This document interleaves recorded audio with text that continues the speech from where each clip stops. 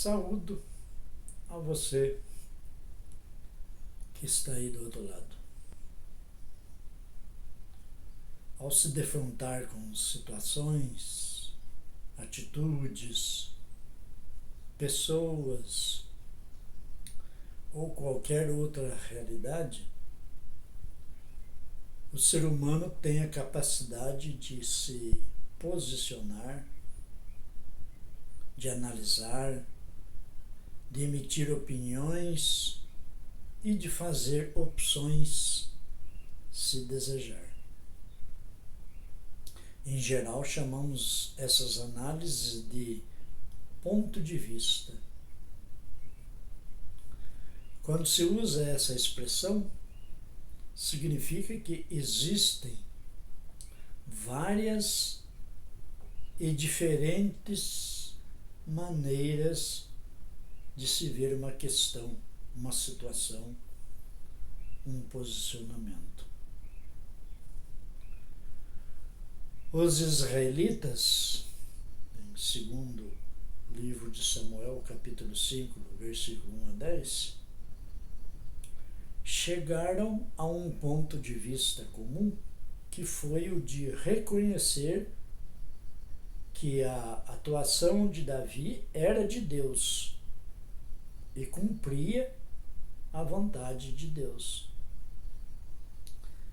De fato, Davi teve que trabalhar muito para unir as tribos de Israel, que já não eram unidas desde o tempo de Saul. Algumas não aceitavam o reinado de Saul e outras sim. E agora Davi também, algumas tribos faziam dificuldade. E assim se dividiu em dois grupos. A turma de Judá e a turma de Jerusalém. Por isso Davi leva pelo menos 7 anos para conseguir unificar o governo do povo, juntando todas essas tribos. E quando conseguiu que todas tivessem o mesmo ponto de vista, aí então se inicia um reinado proveitoso e só assim ele consegue se fortificar, formar um exército valoroso e vencer até mesmo os inimigos mais poderosos. E a turma do contra, lá em Marcos capítulo 3, 22 a 30, os sabichões, os teólogos importantes, mestres da lei, vieram da cidade grande para fazer a cabeça do povinho da cidade pequena, onde Jesus estava exercendo o seu ministério. E agora, a propaganda que começaram foi a de espalhar a notícia de que Jesus estava possuído pelo diabo. E falar isso para o pessoal que está iniciando uma caminhada de fé vai abalar em muito a credibilidade do pregador.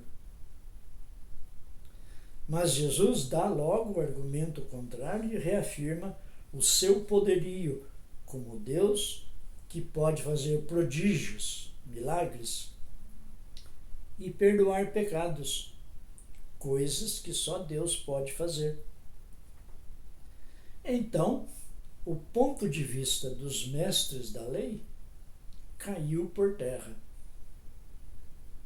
Assim, Jesus proclama a existência de um único pecado que não tem perdão: o pecado contra o Espírito Santo. E qual é esse pecado? Primeiro, é não reconhecer Jesus Cristo como Deus. Segundo, é não aceitar a salvação. Terceiro, é não querer ser perdoado. Esse é o pecado contra o Espírito Santo. É preciso estar muito atento com nossos pontos de vista, porque muitas vezes avaliamos e queremos que os outros avaliem muitas atitudes de seguidor de Jesus Cristo como se eles fossem agentes de Satanás, membros de sistemas comunistas, provocadores de divisões, mal interpretadores da palavra de Deus e da doutrina da igreja.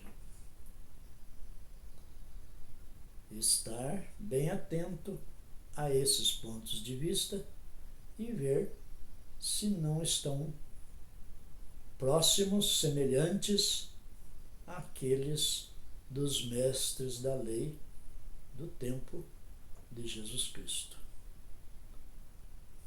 Meu agradecimento pela sua audiência e renovo o convite para que esteja sempre perseverante neste canal e também convidando pessoas para dele fazerem parte, se inscreverem e emitirem lá os seus posicionamentos. Paz.